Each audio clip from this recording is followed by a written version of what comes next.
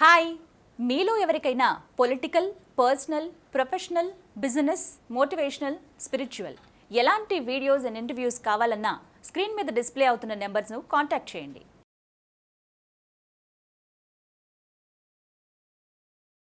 నమస్తే, welcome to Suman TV.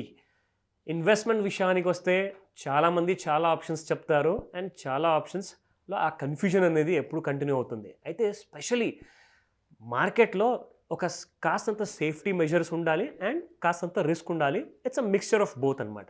So ముఖ్యంగా మనం చూసుకుంటే ఈ కన్ఫ్యూజన్ని అసలు మనం దూరం చేసుకోవాలి అంటే ఒక ఎక్స్పర్ట్ సలహా కావాలి. సో ఆ ఎక్స్పర్ట్ మనతో పాటు ఈరోజు ఉన్నారు. Shri Ajay Taluri garu. Is a senior financial adviser. So మనకి కావాల్సిన ఆ క్లారిటీ, ఆ గైడెన్స్ తప్పకుండా ఇప్పుడు దొరకబోతుంది. So have patience, let's start. Sir నమస్కారం. సార్ నమస్తే, సుమన్ టీవీ ప్రేక్షకులకు స్వాగతం. అజయ్ గారు, అసలు మ్యూచువల్ ఫండ్లో మనం ఎందుకు ఇన్వెస్ట్మెంట్ చేయాలి? యాక్చువల్గా మ్యూచువల్ ఫండ్లు అనేది 44 ఏఎంసీస్ ఉన్నాయండి ఇండియాలో మొత్తం.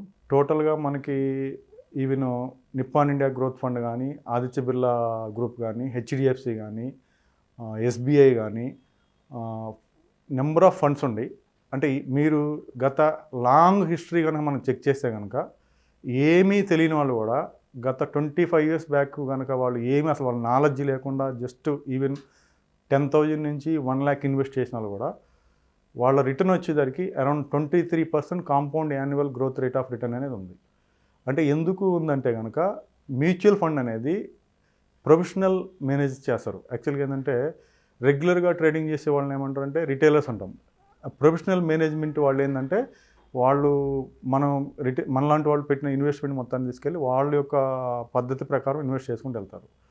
అందులో నిప్పాన్ ఇండియా గ్రోత్ ఫండ్ అనేది 26 yearsలో అరౌండ్ 22% అబవ్ గ్రోత్ ఇచ్చింది మనకి. అంటే ఇనీషియల్ ఎన్ఎఫ్ఓ అంటాం, యాక్చువల్లీ న్యూ ఫండ్ ఆఫర్ అంటాం మనం. దాంట్లో కనుక మనం ఇనీషియల్ బేస్లో కనుక 1 lakh ఇన్వెస్ట్మెంట్ చేసిన వాళ్ళకి ఈరోజు కరెంట్ వాల్యూ 2 crores అబవ్ ఉంది. 2 crores అబవ్ అంటే ఈవెన్ మనకి వాళ్ళ యొక్క సపోజ్ చిన్న ఎంప్లాయ్ కానీ పెద్ద ఎంప్లాయ్ కానీ అతను ఏ ఎంప్లాయ్ అయినా కావచ్చు, సెల్ఫ్ ఎంప్లాయ్ అయినా కావచ్చు, అతని యొక్క ఇన్కమ్ బేస్ని బట్టి అతని శాలరీ వచ్చేసరికి 30,000 ఉందనుకోండి, 10% అంటే 3,000 కనుక మంత్లీ కనుక సేవింగ్స్ కింద పెట్టుకుంటూ వెళ్తే కనుక లాంగ్ టర్మ్ గ్రోత్ వచ్చేసరికి ఎక్సలెంట్ ట్రాక్ రికార్డ్ ఉంటుందండి. అంటే 1 yearకి, 6 monthsకి, 3 monthsకి, 2 years కోసం అయితే మ్యూచువల్ ఫండ్లో ఇన్వెస్ట్ చేయొద్దు. మ్యూచువల్ ఫండ్లో ఇన్వెస్ట్ చేసిన ప్రతి ఒక్కరు లాంగ్ టర్మ్ ట్రాక్ రికార్డ్ కోసం ఇన్వెస్ట్ చేయాలి. మార్కెట్లో హెచ్చుతగ్గులు అనేది ఉంటాయి. మనం మార్కెట్ని నిఫ్టీ వచ్చేసరికి 5,000, 10,000, 15,000, 20,000 చూసుంటాము. అలాగనే రేపు 40,000, 1 lakh కూడా వెళ్తూ ఉన్నది. ఎప్పుడైనా కానీ లాంగ్ టర్మ్ ట్రాక్ రికార్డ్ ఉన్న వాళ్ళకి మ్యూచువల్ ఫండ్లో ఏ విధమైన లాసెస్ అనేది ఉండదు. ఇప్పుడు కరెంట్ కనుక మనం ట్రెండింగ్ చూస్తే కనుక అన్ని మ్యూచువల్ ఫండ్లు మంచి పెర్ఫార్మెన్స్ ఉన్నాయి. మార్కెట్ క్రాష్ అయినప్పుడు మ్యూచువల్ ఫండ్లు అరే నా డబ్బులు లాస్ అయిపోతున్నాయి మరి మనం ఎట్లా అనుకునేది అట్లా ఎప్పుడు భయపడాల్సిన అవసరం లేదు. మీరు లాస్ అయినా ఎవ్రీ మంత్ కనుక ఎస్ఐపి సిస్టమాటిక్ ఇన్వెస్ట్మెంట్ ప్లాన్లో కనుక ఇన్వెస్ట్ చేస్తే మన రిటర్న్ అనేది మనం భయపడాల్సిన అవసరం లేదు. మోర్ దాన్ 15 to 20%, 100% మనం రిటర్న్ అనేది ఎక్స్పెక్ట్ చేయొచ్చు.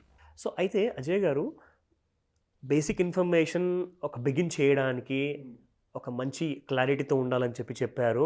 షార్ట్ టర్మ్ కోసం అసలే ఇన్వెస్ట్మెంట్ చేయొద్దని చెప్పారు. చాలా మంచి మాట, చాలా కరెక్ట్గా గైడెన్స్ అదే అండి. ఎందుకంటే ముఖ్యంగా ఈ రీసెంట్గా మనం చూసుకుంటే లాస్ట్ 1.5 yearలో చాలా యంగ్స్టర్స్ వస్తున్నారు మార్కెట్లో. సో వీళ్ళందరూ ఏంటంటే షార్ట్ టర్మ్లోనే నాకు మ్యూచువల్ ఫండ్లో మంచి రిటర్న్స్ కావాలని చెప్పి ఒక తప్పుడు ఆలోచనతో మిస్గైడ్ అవుతున్నారు. సో వీళ్ళందరికీ కూడా యంగ్స్టర్స్ ఉన్నప్పుడు చాలా ఎక్కువగా రిస్క్ తీసుకోవచ్చు అండ్ పేషెన్స్తో చాలా ఎక్కువ సంవత్సరాలు కూడా ఆగచ్చు. సో ఆ విషయంలో మేము చూస్తే ఇటువంటి యంగ్స్టర్స్ ఎవరైతే వచ్చారో వాళ్ళకి మ్యూచువల్ ఫండ్లో అసలు ఎటువంటి అగ్రెసివ్ ఫండ్స్ లాంటివి ఏమైనా ఉంటాయా? అంటే కాస్తంత ఎక్కువ రిస్క్ తీసుకొని కాస్తంత బెటర్ రిటర్న్స్ వచ్చేలాగా అది కాస్త చెప్పండి. యాక్చువల్గా ఈ మ్యూచువల్ ఫండ్స్ వచ్చేసరికి నెంబర్ ఆఫ్ ఫండ్స్ ఉంటాయండి. సెక్టర్ వైజ్ ఫండ్స్ ఉంటాయి. ఫార్మా ఫండ్స్ అని, ఐటీ ఫండ్స్ అని సెక్టర్ వైజ్ ఫండ్స్ అంటాము. అలాగనే మనకి ఈక్విటీ డైవర్సిఫైడ్ ఫండ్స్ అంటామండి. ఈక్విటీ డైవర్సిఫైడ్ ఫండ్స్ అంటే మన యొక్క ఫండ్ని మనం యాక్చువల్గా 1,000 నుంచి ఇన్వెస్ట్ చేస్తే up to 1 lakh, 2 lakh, 3 lakh, 5 lakh, 10 lakh what ever maybe మీరు ఎంతైనా ఇన్వెస్ట్ చేసుకోండి. ఈక్విటీ డైవర్సిఫైడ్ ఫండ్లో మీరు రెగ్యులర్గా ట్రేడింగ్ ఎలా అయితే చేస్తున్నారో ఈక్విటీ డైవర్సిఫైడ్ ఫండ్లో మీరు పెట్టిన ప్రతి ఒక్క ₹1000 కావచ్చు, 10,000 కావచ్చు, 50,000 కావచ్చు, అన్ని డిఫరెంట్ సెక్టర్స్లోకి ఆటోమేటిక్గా ఇన్వెస్ట్మెంట్ అయిపోతూ ఉంటుంది. ఎందుకంటే ప్రతి ఒక్క ఇప్పుడు ఎంప్లాయ్ ఉన్నారనుకోండి, అతను రెగ్యులర్గా ట్రేడింగ్ చేయలేడు, అతనికి టైం ఉండదు. బిజినెస్ పర్సన్స్ ఉన్నారు, వాళ్ళు ప్రతి మినిట్ ప్రతి సెకండ్ వాళ్ళు ట్రేడింగ్ చేయలేరు. ఎందుకంటే వాళ్ళకి అంత టైం ఉండదు, ట్రేడింగ్ చేసే ఓపిక కూడా వాళ్ళకు ఉండదు. అలాంటి వాళ్ళందరూ మ్యూచువల్ ఫండ్లో కంపల్సరీగా ఇన్వెస్ట్ చేస్తే ఎక్సలెంట్గా ఉంటుంది. అంటే లాంగ్ టర్మ్ వ్యూ ఉంటేనే మీరు మ్యూచువల్ ఫండ్ వైపు రండి, అంతేగాని short period 3 months 6 months 1 year కోసం అయితే మీరు మ్యూచువల్ ఫండ్లోకి రావద్దు. దయచేసి ఇన్వెస్ట్మెంట్ కూడా చేయవద్దు. మీరు ఎక్స్పెక్ట్ చేసిన రిటర్న్ రాదు అని చెప్పేసి మీరు డిసప్పాయింట్మెంట్ కూడా అవుతారు. అందుకే మేము ఎవరికి రికమెండ్ చేస్తాం, లాంగ్ టర్మ్ ఇవి ఉంటేనే మ్యూచువల్ ఫండ్లో ఇన్వెస్ట్ చేయండి. ఎందుకంటే ఇప్పుడు మ్యూచువల్ ఫండ్ యొక్క రికార్డు కనుక మనం చూసినట్టయితే ఎవ్రీ మంత్ మనకి 5,000 crores అబోవ్ మనకి రిటైలర్స్ అంటే మనలాంటి వాళ్ళ దగ్గర నుంచి ఇన్వెస్ట్మెంట్ వస్తుంది. అది రేపు ఫ్యూచర్లో పర్ మంత్లీ వచ్చేసరికి 10,000 crores అవ్వచ్చు, 20,000 crores అవ్వచ్చు, ఇంకా ఎక్కువ కూడా అవ్వచ్చు. ఎందుకంటే ఎక్కువ మంది మ్యూచువల్ ఫండ్ సైడ్ ఇన్వెస్ట్మెంట్ చేయడానికి సిద్ధంగా ఉన్నారు. అందువల్ల మనం ప్రతి ఒక్కరికి చెప్పేది ఏంటంటే షార్ట్ టర్మ్ ఆలోచించొద్దు, లాంగ్ టర్మ్ ఆలోచించండి. మనం సెన్సెక్స్ కానీ నిఫ్టీ కానీ లాంగ్ టర్మ్ యొక్క రికార్డ్ చూస్తే ఈ ఎనీ మ్యూచువల్ ఫండ్లో వాళ్ళకి ఇంత మట్టుకు నెగిటివ్ రిటర్న్స్ కానీ, నేను మ్యూచువల్ ఫండ్లో నేను పెట్టాను, నేను గత 20 years 15 years 25 years నేను లాంగ్ టర్మ్ 1 lakh పెట్టాను, నా డబ్బులు మొత్తం పోనీ అని ఒక్క వ్యక్తి కూడా మనకి ఈరోజు మట్టుకు మనకి ఎవరు చెప్పలేదు. మీరు ఓన్గా రీసెర్చ్ చేసుకొని మీరు రికార్డ్ తీసి చూసినా కానీ ఎక్సలెంట్ ట్రాక్ రికార్డ్ ఉంది. అందువల్ల మనం ఎవరికి చెప్పినా ఏం చెప్పినా కానీ లాంగ్ టర్మ్ ట్రాక్ రికార్డ్ ఉన్న వాటిలో మనం మ్యూచువల్ ఫండ్ని ప్రిఫర్ చేయొచ్చు. మీరు భయపడకుండా కాన్ఫిడెంట్గా ఇన్వెస్ట్ చేయొచ్చు.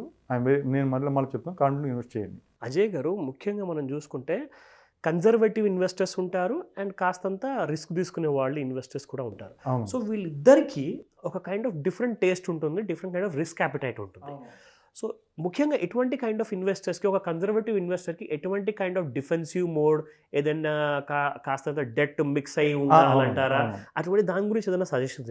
యాక్చువల్గా ఏంటంటే ఇందులో సీనియర్ పర్సన్స్ అంటే మేబీ 50 years అబోవ్ వాళ్ళకి నాకు అంత రిస్క్ తీసుకోలేను, నాకేంటంటే డెట్ కమ్మో ఈక్విటీ డైవర్సిఫైడ్ కావాలంటారు. అంటే బ్యాలెన్స్డ్ ఫండ్ అంటాం మనం. బ్యాలెన్స్డ్ ఫండ్ వచ్చేసరికి మనకి డిఫరెంట్ ఫండ్స్ ఉంటాయి. అంటే మనకి రిస్క్ అనేది హెవీగా ఉండదు, సేఫ్గా ఉండదు. అంటే రిటర్న్ కూడా ఈక్విటీ డైవర్సిఫైడ్ ఇచ్చినంత రిటర్న్ ఉండదు, కానీ ఏంటంటే మోర్ దెన్ ఎఫ్డి కన్నా ఎక్కువ రిటర్న్ వస్తుంది. ఇందులో కూడా ఏంటంటే మనకి ఐసిఐసిఐలో మంచి బ్యాలెన్స్డ్ ఫండ్స్ ఉన్నాయి, ఎస్బీఐలో బ్యాలెన్స్డ్ ఫండ్స్ ఉన్నాయి, బిర్లాలో బ్యాలెన్స్డ్ ఫండ్స్ ఉన్నాయి, నెంబర్ ఆఫ్ ఫండ్స్ ఉన్నాయి. మన యొక్క ట్రాక్ రికార్డ్ని చెక్ చేసుకొని బ్యాలెన్స్డ్ ఫండ్స్ కనుక వెళ్తున్నట్టయితే మనము అందులో బ్యాలెన్స్డ్ ఫండ్స్ అంటే ఏంటంటే యాక్చువల్గా అందులో ఈక్విటీ కలుస్తుంది, డెట్ కలుస్తుంది, డెట్ ఫండ్స్ కూడా కలుస్తుంది. డెట్ ఫండ్స్ అంటే ఏంది, మనం ఈక్విటీలో కనుక 75% ఈక్విటీలో ఎవ్రీ 100 rupees కనుక మనం తీసుకుంటే కనుక 75 rupees ఈక్వల్ టు ఈక్విటీ ఫండ్లోకి వెళ్తుంది. డెట్ ఫండ్స్ వచ్చేసరికి 25 rupees వచ్చేసరికి డెట్ ఫండ్స్లోకి వెళ్తుంది. అంటే డెట్ ఫండ్స్ అంటే మాలో కంపెనీ ఎఫ్డి రిలేటెడ్గా ఇట్లా ఉంటాయి, కమర్షియల్ పేపర్స్ అని ఉంటాయి. డిఫరెంట్గా వాళ్ళు చెక్ చేసేసి వాటి యొక్క గ్రోత్ రేటు మామూలుగా వాళ్ళ యొక్క ట్రాక్ రికార్డ్ చూసుకొని వాళ్ళు ఇన్వెస్ట్ చేస్తారు. అందువల్ల మనం బ్యాలెన్స్డ్ ఫండ్ అనేది 100% మనం ప్రిఫర్ చేయొచ్చు. సేఫ్ మోడ్ కూడా ఉంటుంది అదైతే మనకి. సో చాలా మంచి ఇన్ఫర్మేషన్ ఇచ్చారు సార్ అజయ్ గారు. ఇన్ఫ్యాక్ట్ ఇది ఒక థరో గైడెన్స్ అని నేను చెప్తాను. ఎందుకంటే ఈ థరో గైడెన్స్లో ఏంటంటే కొత్తగా వచ్చిన వాళ్ళు కానివ్వండి, ఎక్స్పీరియన్స్ కానివ్వండి, వాళ్ళు చాలా మిస్టేక్స్ చేసే అవకాశాలు ఉంటాయి. తప్పకుండా ఈ ప్రోగ్రామ్ చూసిన వాళ్ళకి చాలా ఉపయోగం ఉంటుంది. థ్యాంక్ యూ అజయ్ గారు. థ్యాంక్ యూ అండి సుమన్ టీవీ ప్రేక్షకులకి.